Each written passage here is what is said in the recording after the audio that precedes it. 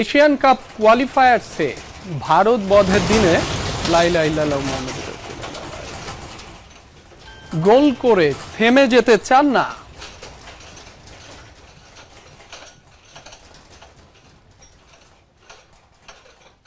দর্শক, এই মুহূর্তে কিছুটা ভূমিকম্প অনুভূত হয়েছে, বড় আকারেরই হতে পারে। কয় মাত্রার ভূমিকম্প সেটি হয়তো কিছুক্ষণের মধ্যেই জানা যাবে। আশা করি সবাই সাবধানে থাকবেন, যে যেখানে আছেন নিরাপদে থাকবেন। সৃষ্টিকর্তার কাছে প্রার্থনা করছি সবাই নিরাপদে থাকুক। ফিরছি আবারও খেলার খবরে। এশিয়ান কাপ কোয়ালিফায়ার্সে ভারত বধের দিনে গোল করে থেমে যেতে চান না শেখ মুরসালিন। গোলের ক্ষুধা বাড়িয়ে জাতীয় দলকে সাফল্যের উচ্চতায় নিয়ে যাওয়ার প্রত্যয় এই অ্যাটাকিং মিডফিল্ডারের। ভারতের বিপক্ষে করা তার সেই গোলের কৃতিত্ব পুরোটাই দিলেন সতীর্থ রাকিবকে। এমন ধারাবাহিকতা অব্যাহত রাখতে দল হয়ে খেলা তাগিদ মুরসালিনের।